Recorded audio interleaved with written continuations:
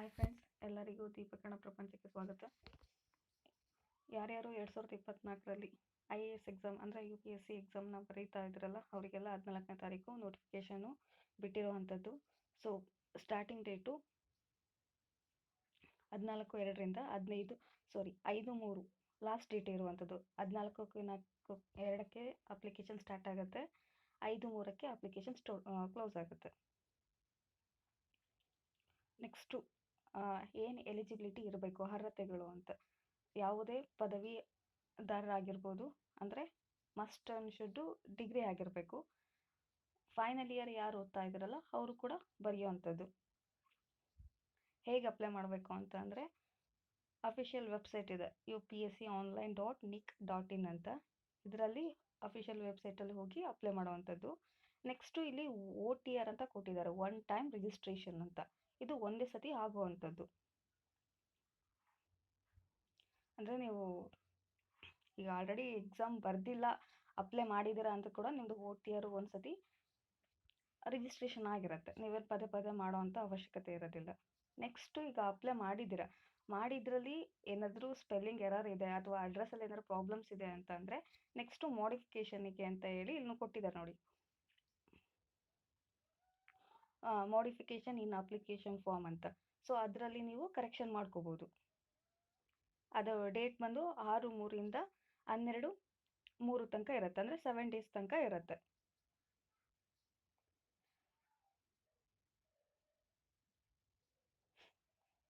ಇಲ್ಲಿ ಕೊಟ್ಟಿದ್ದಾರೆ ನೋಡಿ, ಏನೇನು ಇಂಪಾರ್ಟೆಂಟು ಅದನ್ನ ಮಾತ್ರ ಹೇಳ್ತಾ ಹೋಗ್ತೀನಿ. ಯಾಕಂದರೆ ಇದು 156 ಪೇಜಸ್ ಇದೆ, ಅದೆಲ್ಲ ಇಂಪಾರ್ಟೆಂಟ್ ಅಂತಲ್ಲ, ನಾನು ಹೇಳ್ತೀನಿ ಯಾವುದ್ಯಾವುದು ಅಂತ. ನೆಕ್ಸ್ಟ್ ಬೇಕಂದರೆ ಇದ್ರದ್ದು PDF ಏನಿದೆಯಲ್ಲ ಇದು ನಾನು ಡಿಸ್ಕ್ರಿಪ್ಷನಲ್ಲಿ ನಾನು ಕೊಟ್ಟಿರ್ತೀನಿ, ಆಮೇಲೆ ಬೇಕಾದ್ರೆ ನೀವು ನೋಡ್ಕೊಳ್ಳಿ. ಇಲ್ಲಿ ಪೆನಲ್ಟಿ ಫಾರ್ ರಾಂಗ್ ಆನ್ಸರ್ ಅಂತ ಇದೆ, ಅಂದರೆ ನೆಗೆಟಿವ್ ಇರುತ್ತೆ ಅಂತ.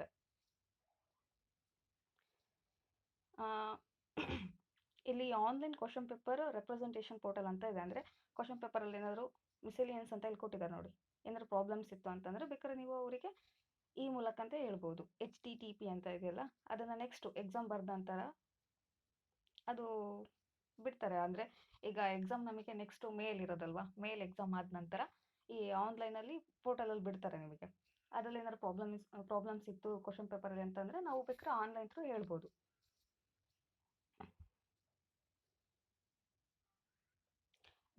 ಇನ್ನು ನಾರ್ಮಲಿ ಎಲ್ಲ ಗೊತ್ತಿರುತ್ತೆ, ಫೋನ್ಸ್ ಎಲ್ಲ ನಾಟ್ ಅಲೌಡ್ ಅಂತ. ಅಂದರೆ ಯಾವುದೇ ರೀತಿ ಅಲೌಡ್, ಈ ಸತಿ ತುಂಬ ರೆಸ್ಟ್ರಿಕ್ಷನ್ ಇದೆ, ಹೇಳ್ತಾ ಹೋಗ್ತೀನಿ. ಓಕೆ, ಹೊಸದಾಗಿದೆ ನೋಡಿ ಇದು ಇನ್ಸ್ಟ್ರಕ್ಷನ್ ಏನು, respect of uploading photograph while filling up online application form ಅಂತ. ಅಂದರೆ ಇದು ಫೋಟೋಗ್ರಫಿ ಇದೆಯಲ್ಲ, ಫೋಟೋಗ್ರಫಿ ಇದೆಯಲ್ಲ, uploaded should not be more than 10 days. ಅಂದರೆ ನಾವು ಅಪ್ಲೈ ಮಾಡ್ತೀವಲ್ಲ 14ನೇ ತಾರೀಕು ಅಂತ, ಅಂದರೆ ಅದೊಂದು ಹಿಂದಿನ 10 ದಿವಸದಲ್ಲಿ ನಾವು ತೆಗ್ಸಿರೋವಂಥದ್ದು ಆಗಿರಬೇಕು. ಅಂದರೆ recent photography 10 days old. Okay, ಇಲ್ಲೊಂದಿದೆ ನೋಡಿ, name of the candidate, date on which of the photograph was taken are clearly mentioned on the photograph. ಈಗ ಫೋಟೋಗ್ರಾಫ್ ಇರುತ್ತೆ ಅಲ್ವಾ, ಈ ಥರ ಇಲ್ಲಿ ನಮ್ಮದು ಫೋಟೋಸ್ ಇರುತ್ತೆ. ನೆಕ್ಸ್ಟ್ ಈ ಬಾಕ್ಸಲ್ಲಿ ಅದ್ರ ಡೇಟ್ ಮೆನ್ಷನ್ ಮಾಡಬೇಕು ಅಂತ ಹೇಳಿದ್ದಾರೆ. ನೇಮ್ ಆಫ್ ದ ಕ್ಯಾಂಡಿಡೇಟ್ ಇಲ್ಲಿದೆ ನೋಡಿ, name of the candidate, date on which the photograph was taken, clearly mention ಅಂತ. Face should occupy 3/4 of the space in photograph. ಅದನ್ನೇ ಹೇಳಿದ್ದು, ಇಲ್ಲಿ ಫೋಟೋಗ್ರಾಫ್ ಇದೆ ಅಂತ ಅಂದರೆ ಇಷ್ಟು ನಮ್ಮದು ಸ್ಪೇಸ್ ಇರುತ್ತೆ, ಅಂದರೆ ಇಲ್ಲಿ ಡೇಟ್ನ ಮೆನ್ಷನ್ ಇರಬೇಕು ಅಂತ.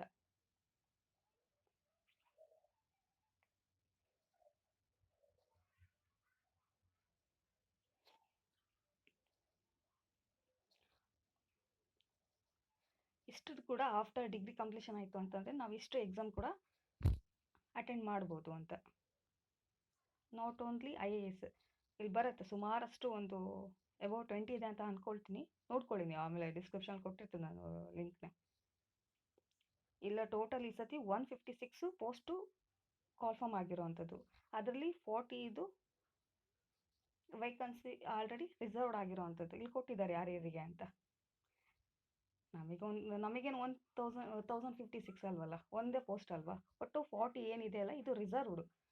6 ವೇಕೆನ್ಸೀಸ್ ಫಾರ್ ಇದು ಓದ್ಕೊಳ್ಳಿ, ನಾನು ಆಮೇಲೆ ಕೊಟ್ಟಿರ್ತೀನಿ.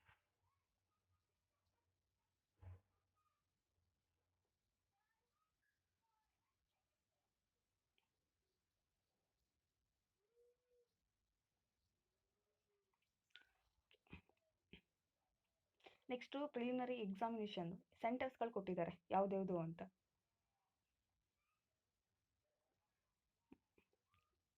ಇಲ್ಲಿ ಬೆಂಗಳೂರು ಇದೆ, then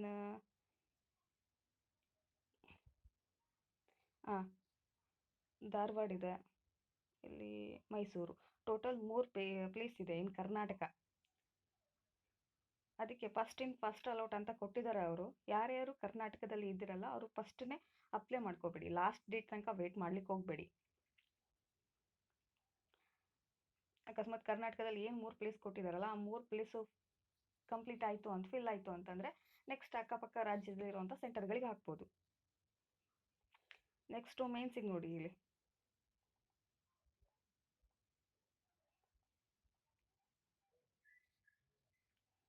centre civil service main examination ಒಂದೇ ಸೆಂಟರ್ ಇದೆ, ಅದು ಬೆಂಗಳೂರು. ಇಲ್ಲಿದೆ ನೋಡಿ, ಬೆಂಗಳೂರು ಕೊಟ್ಟಿದ್ದಾರೆ. ಏನು first apply first ಅಲೌಟ್, first apply first ಅಲೌಟ್.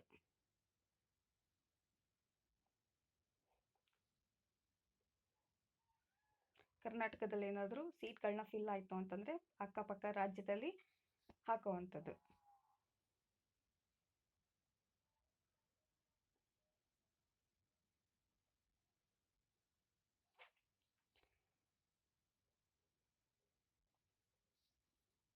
ಇದು ಎಲಿಜಿಬಿಲಿಟಿ ಕಂಡೀಷನ್ಸ್ ಅಂತ ಇದೆ, ನ್ಯಾಷನಾಲಿಟಿ ಅದು ನೋಡ್ಕೊಳ್ಳಿ ಆಮೇಲೆ.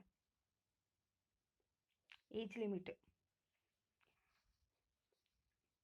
ಕನಿಷ್ಠ 21, ಮಿನಿಮಮ್ಮು 21,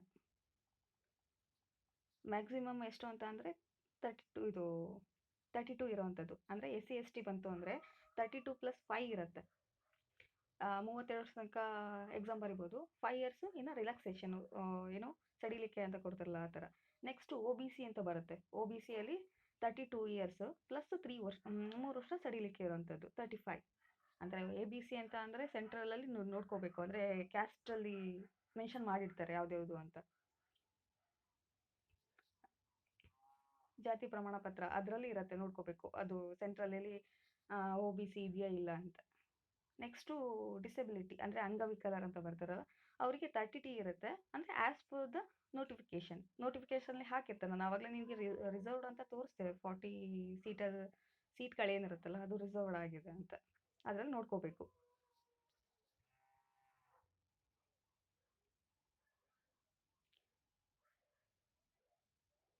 ಇದೆಲ್ಲ ಕೊಟ್ಟಿದ್ದಾರೆ ನೋಡಿ, ಇದೆಲ್ಲ ನಾನು ಇಷ್ಟ ತನಕ ಏನು ಎಕ್ಸ್ಪ್ಲೇನ್ ಮಾಡಿದ್ದಲ್ಲ ಅದನ್ನೇ ಕೊಟ್ಟಿರುವಂಥದ್ದು ಇದು ಏಜ್ ಲಿಮಿಟ್ಸಲ್ಲಿ.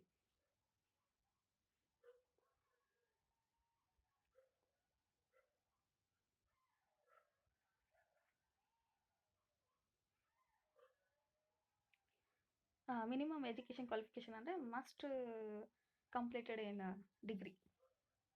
ಪದವೀಧರರು ಯಾರು ಇದ್ದಾರಲ್ಲ ಅವರು ಎಕ್ಸಾಮ್ ಬರಿಬೋದು, ಮತ್ತು ಫೈನಲ್ ಇಯರಲ್ಲಿ ಯಾರು ಓದ್ತಾರಲ್ಲ ಅವರು ಕೂಡ ಎಕ್ಸಾಮ್ ಬರೆಯುವಂಥದ್ದು.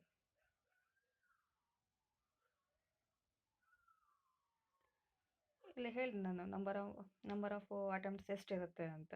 SC STಗೆ ನೋಡಿ ಅನ್ಲಿಮಿಟೆಡ್ ಕೊಟ್ಟಿದ್ದಾರೆ. ನೆಕ್ಸ್ಟ್ OBCಯಲ್ಲಿ 9 ಅಟೆಂಪ್ಟ್ಸ್, PWBD ಅಂತ. ಸೊ ಇದರಲ್ಲಿ ಇದೆ ಕೆಲವೊಂದು OBC ಅನ್ಲಿಮಿಟೆಡ್ ಅಂತ ಇದೆ, ಫಾರ್ SC ST ಅಂತ ಇದೆ. ಇದರಲ್ಲಿ ಅದೇ ಕ್ಯಾಸ್ಟ್ ಜಾತಿ ಪ್ರಮಾಣ ಪತ್ರ ಇದೆಯಲ್ಲ ಅದರಲ್ಲಿ ಮೆನ್ಷನ್ ಮಾಡಿರ್ತಾರೆ ಕ್ಲಿಯರಾಗಿ. ಅದು ಸೆಂಟ್ರಲ್ ಬರುತ್ತಾ OBCನ ನೋಡ್ಕೋಬೇಕಾಗುತ್ತೆ.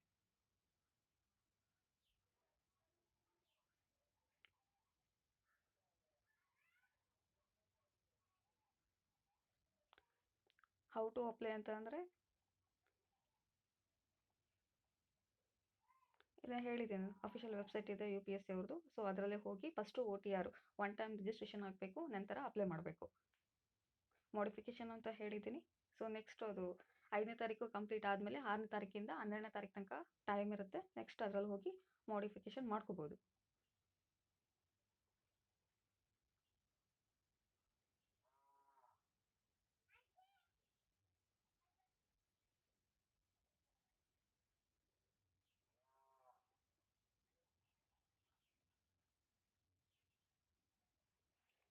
ರಿಪೀಟ್ ಮಾಡಿದ್ದಾರೆ ಮತ್ತೆ ನೋಡಿ. Last date to online submission application. So 5/3 ಇಂದ 6 PM ತನಕ ಮಾತ್ರ ಇರುವಂಥದ್ದು. ಅಂದರೆ 5ನೇ ತಾರೀಕು ರಾತ್ರಿ 12 ಗಂಟೆ ತನಕ ಅಲ್ಲ. ಸೊ 6 PM ಅವರೇ ಕ್ಲಿಯರಾಗಿ ಮೆನ್ಷನ್ ಮಾಡಿದ್ದಾರೆ. ಅಷ್ಟರೊಳಗೆ ಆನ್ಲೈನ್ ಅಪ್ಲಿಕೇಶನ್ ಹಾಕಬೇಕು. ಅದು 6 ಗಂಟೆ 1 ನಿಮಿಷ ಆದರೂ ಕೂಡ ಅಪ್ಲಿಕೇಶನ್ ಕ್ಲೋಸ್ ಆಗಿರುತ್ತೆ.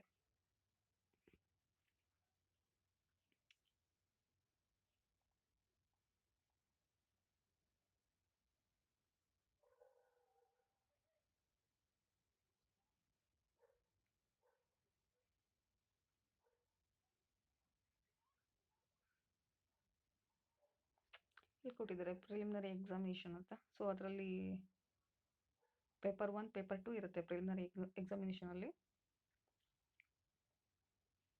ನೆಕ್ಸ್ಟ್ ಇದು ಕೆಳಗಡೆ ಇದೆ. ಅಂದರೆ ಈಚ್ ಪೇಪರು 200 ಮಾರ್ಕ್ಸ್ ಇರುತ್ತೆ. ಎಲಿಜಿಬಿಲಿಟಿ ಅಂತಂದರೆ ಇಲ್ಲಿ ಕೊಟ್ಟಿದ್ದಾರೆ 33% ಅಂತ. ಅಂದರೆ 100ಗೆ 33% ಅಂತ. ಸೊ 200 ಅಂತ 66% ಆಗಬೇಕು.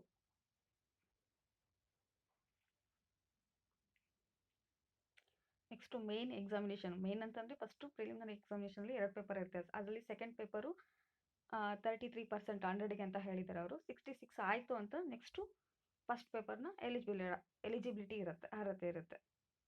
ನೆಕ್ಸ್ಟು ಮೇನ್ಗೆ ಹೋಗುವಂಥದ್ದು. ಇಲ್ಲಿ ಕೊಟ್ಟಿದ್ದಾರೆ ನೋಡಿ, ಏನು ಆಪ್ಷನ್ ಸಬ್ಜೆಕ್ಟ್ ಪೇಪರ್ 250 ಮಾರ್ಕ್ಸ್ ಇರೋವಂಥದ್ದು. Written test 1750.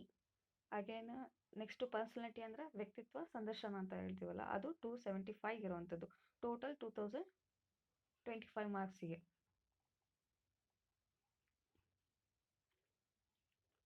ಇದು ಸ್ಕ್ರಿಪ್ಟ್, ಇದು ಲ್ಯಾಂಗ್ವೇಜ್ ಅಂತ ಏನು ಕೊಟ್ಟಿದ್ದಾರಲ್ಲ, ಇಲ್ಲಿ ಕನ್ನಡ ಇದೆ. ಸೊ ಇದು ಯಾವುದು ಅಂತಂದರೆ ನಮಗೆ ಮೇನ್ಸಿಗೆ ಬರೋ ಅಂಥದ್ದು. ಆದರೆ ಪ್ರಿಲಿಮ್ಸಲ್ಲಿ ಇರೋವಂಥದ್ದು ಹಿಂದಿ ಮತ್ತು ಇಂಗ್ಲೀಷು.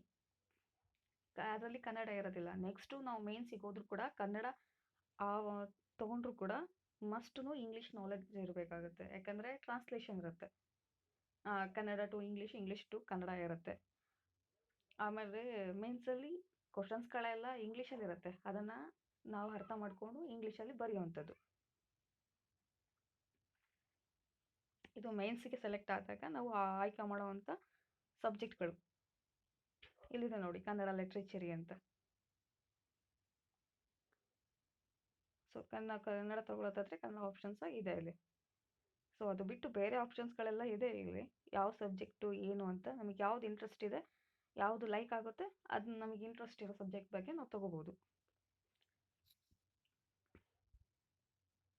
ಅದನ್ನು ನೆಕ್ಸ್ಟ್ ವೀಡಿಯೋದಲ್ಲಿ ಪ್ರಿಲಿಮ್ಸಲ್ಲಿ ಎಕ್ಸಾಮಿನ್ ಕ್ವಶನ್ ಪೇಪರ್ಗಳು ಹೇಗಿರುತ್ತೆ, ಕ್ವಶನ್ ಪೇಪರ್ 1, 2 ಹೇಗಿರುತ್ತೆ, ನೆಗೆಟಿವ್ ಹೇಗಿರುತ್ತೆ, ಆಬ್ಜೆಕ್ಟಿವ್ ಟೈಪ, ಅದನ್ನು ನೆಕ್ಸ್ಟ್ ವೀಡಿಯೋದಲ್ಲಿ ನಾನು ಹೇಳ್ತಾ ಹೋಗ್ತೀನಿ ವಿತ್ ಕ್ವಶನ್ ಪೇಪರು.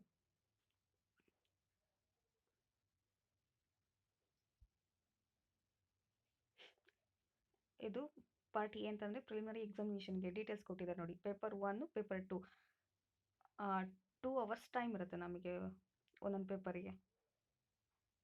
ಸೊ ಅದರಲ್ಲಿ ಏನೇನು ಸಬ್ಜೆಕ್ಟು ಅಂತಲೂ ಕೊಟ್ಟಿದ್ದಾರೆ. ಯಾವ್ಯಾವ ಪೇಪರು, ಫಸ್ಟು ಒಂದು ಪೇಪರಲ್ಲಿ ಏನು ಕೇಳ್ತಾರೆ, ಸೆಕೆಂಡ್ ಪೇಪರಲ್ಲಿ ಏನು ಕೇಳ್ತಾರೆ ಅಂತ.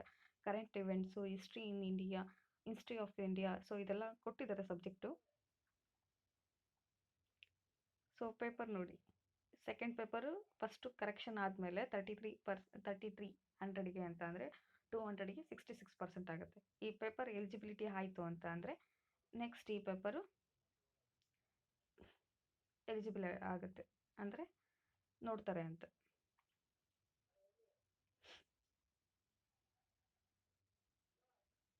ಇದರಲ್ಲೇ ಕೊಟ್ಟಿದ್ದಾರೆ ನೋಡಿ ಎಲ್ಲ ಡೀಟೇಲ್ಸ್ ಫಸ್ಟು ಪೇಪರಲ್ಲೇ. Civil service preliminary examination will be qualifying paper which minimum qualifying marks 33% ಇದೆ. Next question will be multiple choice, objective type ಇರುತ್ತೆ.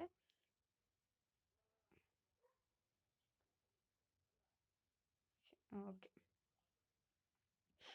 ನಾನು ಹೇಳಿದ್ನಲ್ಲ ಅದೇ ಇರೋದು ಈ ಪೇಪರಲ್ಲಿ. ನಾನು ನಿಮಗೆ ಒಂದ್ಸತಿ ಪ್ರಿಲಿಮಿನರಿ ಎಕ್ಸಾಮಿನೇಷನ್ ಇಸ್ದು ಕ್ವಶನ್ ಪೇಪರ್ ಹೇಗಿರುತ್ತೆ ಅನ್ನೋದನ್ನು ನಾನು ವೆಬ್ಸೈಟಿಂದ ನಿಮಗೆ ತೋರಿಸ್ತೇನೆ. ಇಲ್ಲಿ ಕೊಟ್ಟಿದ್ದಾರೆ ಏನು, qualifying papers on Indian languages and English ಅಂತ. ಕಂಪ್ರಿಹೆನ್ಷನ್ ಗಿವಿಂಗು ಇದೆಲ್ಲ ಏನು ಕೊಟ್ಟಿದ್ದಾರಲ್ಲ ಇದೆಲ್ಲ ಮೇನ್ಸಿಗಿರುವಂಥದ್ದು ನಿಮಗೆ.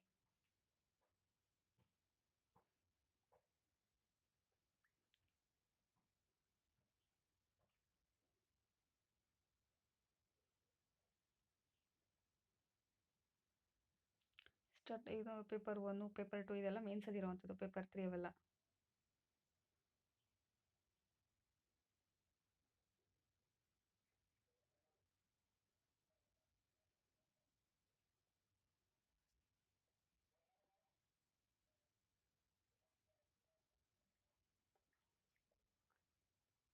ಇದೆಲ್ಲ ಕೊಟ್ಟಿದ್ದಾರೆ ಅವರು, ಅಂದರೆ ಆಂಥ್ರೋಪಾಲಜಿ, ಬಯಾಲಜಿ, ಹಿಸ್ಟ್ರಿ ಅದನ್ನೆಲ್ಲ ಕೊಟ್ಟಿದ್ದಾರೆ. ಅಂದರೆ ಯಾವುದೇ ನಾವು ಸಬ್ಜೆಕ್ಟ್ ತೊಗೊಳ್ತೀವಲ್ಲ ಅದ್ರ ಮೇಲೆ ಬರೆಯುವಂಥದ್ದು, ಅದ್ರ ಮೇಲೆ ಸಬ್ಜೆಕ್ಟ್ ಅವ್ರು ಕೊಡ್ತಾ ಹೋಗಿದ್ದಾರೆ. ಇನ್ನು ಯಾವುದಾದ್ರ ಮೇಲೆ ಕೇಳ್ತೀವಿ, ನೀವು ಯಾವುದಾದ್ರು ಓದಬೇಕು ಅದ್ರ ಮೇಲೆ ಅವ್ರು ಪೇಪರ್ 1 ಪೇಪರ್ 2 ಆ ಥರ ಏನೇನು ಇದೆಯಲ್ಲ ಅದರಲ್ಲೆಲ್ಲ ಎಥಿಕ್ಸು ಅದನ್ನೆಲ್ಲ ಕೊಡ್ತಾ ಹೋಗಿದ್ದಾರೆ.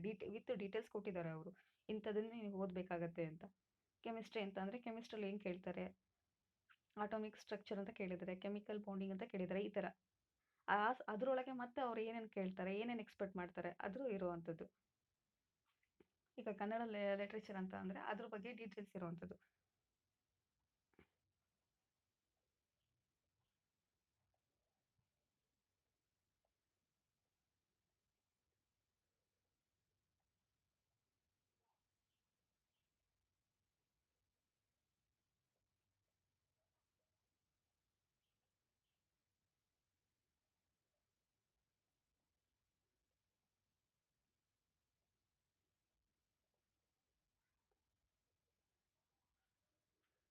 ಇದು 156 ಇದೆಯಲ್ಲ, ಇದನ್ನು ಕರೆಕ್ಟಾಗಿ ನೀವು ಒಂದ್ಸತಿ ನೀವು ಕುತ್ಕೊಂಡು ಓದಿ.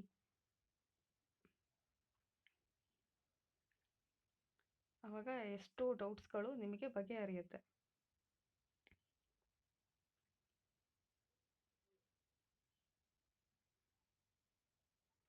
ನೆಕ್ಸ್ಟ್ ಕನ್ನಡ ಇದೆ, ಆ ಪೇಪರ್ನ ಅದೆಲ್ಲ ಏನೇನು ಕೊಟ್ಟಿದ್ದಾರೆ ಅನ್ನೋದು ಅದನ್ನು ತೋರಿಸ್ತೀನಿ ಒಂದು ನಿಮಿಷ.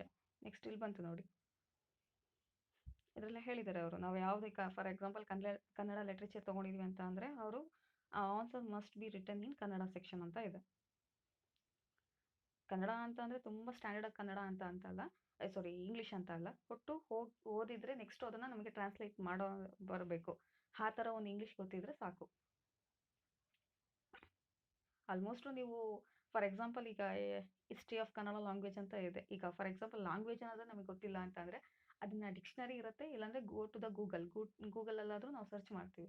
ನೆಕ್ಸ್ಟ್ ಈ ಥರ ಪದಗಳನ್ನ ಹುಡುಕ್ತಾ, ಈಗ ವಾಟ್ ಅಂತ ಅಂದರೆ ಏನು, ಈಸ್, ಲ್ಯಾಂಗ್ವೇಜ್ ಅದನ್ನೆಲ್ಲ ನಾವು ಈಸ್ ಅಂದರೆ ಏನು, ಇದು ಯಾವ ಫಾರ್ಮ್ ಬರುತ್ತೆ ಅಂತ ಕಲಿತಾ ಹೋಗ್ತಾ ಇದ್ದಂಗೆ ಈಗ ಆಲ್ಮೋಸ್ಟು ನಾವು ಒಂದು 2-3 ಟ್ರಾನ್ಸ್ಲೇಟಲ್ಲೇ ನಾವು ಆಲ್ಮೋಸ್ಟ್ ಇಂಗ್ಲೀಷ್ ಒಂದು 25% ಅಂತ ಅಂದರೂ ಕಲಿಬೋದು. ಅಂದರೆ ಈಗ ಮತ್ತೆ ಹೊಸ್ದಾಗಿ ಈಗ ಇಂಗ್ಲೀಷ್ ಬರೋದಿಲ್ಲ, ಏನು ಅಂತ ಗೊತ್ತಿಲ್ಲ, ವಾಟ್ ಅಂದರೆ ಏನು ಗೊತ್ತಿಲ್ಲ, ಈಸ್ ಅಂದರೆ ಏನು ಗೊತ್ತಿಲ್ಲ ಅಂತ ಅಂದರೆ ಅದೇ ಹೇಳಿದ್ನಲ್ಲ, ಗೂಗಲ್ ಟ್ರಾನ್ಸ್ಲೇಟು ಅಥವಾ ಡಿಕ್ಷನರಿ ಈಗ ಆಲ್ಮೋಸ್ಟ್ ಗೊತ್ತೇ ಇದ್ದೇ ಇರುತ್ತೆ. ಈಗ ಡಿಗ್ರಿ ಕಂಪ್ಲೀಟ್ ಮಾಡಿದ್ದೀವಿ, ಎಲಿಜಿಬಲ್ ಇದ್ದೀವಿ ಅಂತ ಹೇಳಿ ಅಂದರೆ ಸ್ಪೋಕನ್ ಇಂಗ್ಲೀಷ್ ಅಂದ್ರೆ ಗೊತ್ತಿರುತ್ತೆ ಅಲ್ವಾ. ಹೇಳಿದ್ದು ಅಂದರೆ ಈಗ ಎಷ್ಟೋ ಜನ ಮೇನ್ಸು ಕನ್ನಡ ಬರಿಬೋದು ಅಂತ ಅಂದ್ಕೊಂಡಿರ್ತಾರೆ, ಹೇಳ್ತಾರೆ, ಎಷ್ಟೋ ಜನನೂ ಹೇಳಿದ್ದಾರೆ, ಇಂಟರ್ವ್ಯೂವಲ್ಲೆಲ್ಲ ನೋಡಿದ್ದೀವಿ. ಆದರೆ ಮೇನ್ಸ್ ಕನ್ನಡ ಬರಿಬೋದು ಅಂತಂದರೆ ಅಲ್ಲಿ ಇಂಗ್ಲೀಷ್ ಕ್ವಶನ್ಸ್ಗಳಿರುತ್ತೆ, ಹಿಂದಿ ಆರ್ ಇಂಗ್ಲೀಷ್ ಅಂತ ಹೇಳಿದರೆ, ಈ ಕನ್ನಡ ಅಂತ ಅಂದರೆ ಟ್ರಾನ್ಸ್ಲೇಟ್ಗಳೆಲ್ಲ ಇರುತ್ತೆ. ಸೊ ಹಾಗಾಗಿ ಇಂಗ್ಲೀಷು ಮಸ್ಟ್ ಆ್ಯಂಡ್ ಶುಡ್ ಆಗಿರುವಂಥದ್ದು.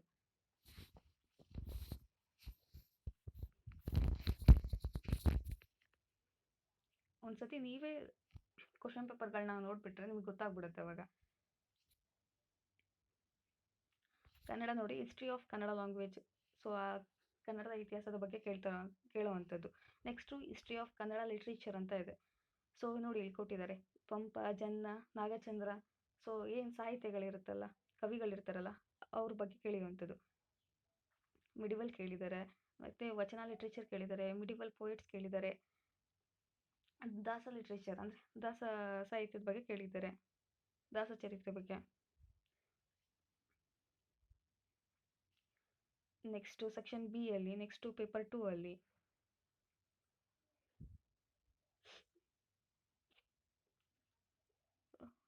ಸೊ ಸುಮಾರು ಇರೋವಂಥದ್ದು.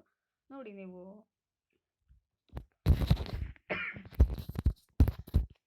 ಒಂದ್ಸತಿ ಡೀಟೇಲಾಗಿ ನೀವು ಕುತ್ಕೊಂಡು ಓದಿದ್ರೆ ನಿಮಗೆ ಇದು ಗೊತ್ತಾಗುತ್ತೆ ಇದ್ರ ಬಗ್ಗೆ.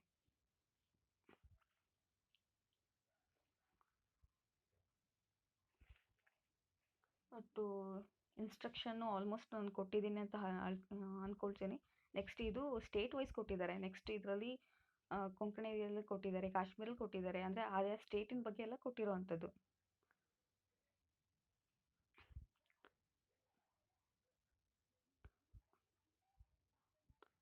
ಸೊ ಆಲ್ಮೋಸ್ಟ್ ಎಲ್ಲ ಇನ್ಸ್ಟ್ರಕ್ಷನ್ ಕೊಟ್ಟಿದ್ದೀನಿ ಅಂತ ಅಂದ್ಕೊಳ್ತೀನಿ. ನೋಟಿಫಿಕೇಷನ್ ಬಗ್ಗೆ ಏನಾದರೂ ನಿಮಗೆ ಡೌಟ್ಸ್ ಇತ್ತು ಅಂತ ಅಂದರೆ, ಏನಾರೇ ನಾನು ಹೇಳಿದ್ದು ಏನಾರೇ ನಿಮಗೆ ಅರ್ಥ ಆಯಿತು ಅಂತ ಅಂದ್ಕೊಳ್ತೀನಿ. ಒಂದು ವೇಳೆ ಅರ್ಥ ಆಗಿಲ್ಲ ಅಂತ ಅಂದರೆ ಏನಾರೇ ಕರೆಕ್ಷನ್ ಇದ್ದರೆ ಹೇಳಿ, ನೆಕ್ಸ್ಟ್ ಟೈಮು ಅದು ಕರೆಕ್ಷನ್ ಮಾಡಿಕೊಂಡು ಹೊಸ ವಿಡಿಯೋ ಜೊತೆ ಮತ್ತೆ ಬರ್ತೀನಿ. ವಿಡಿಯೋ ಏನಾದರೂ ಇಷ್ಟ ಆಯಿತು ಅಂದರೆ ಲೈಕ್ ಮಾಡಿ. Thanks for the watching.